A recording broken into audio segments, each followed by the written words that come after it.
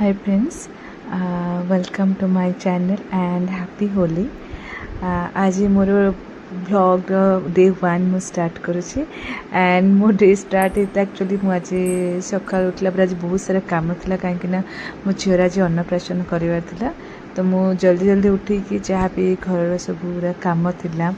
actually काली रात बहुत सारा टायर्ड थी तो बासन बड़े भी आज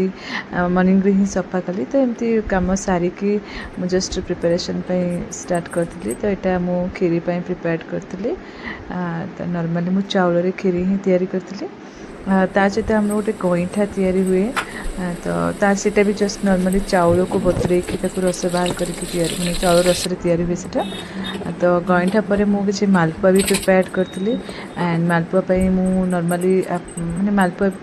अटा कदली दही ये सब तैयारी करी जस्ट घरे जहाँ भी सिंपली एंड मालपुआ पर मु कस्टार्ड भी बना होता आज कस्टार्ड पर नॉर्मली हलवा वगैरह बनी थी एटा मु खीरी कालामाइट जस्ट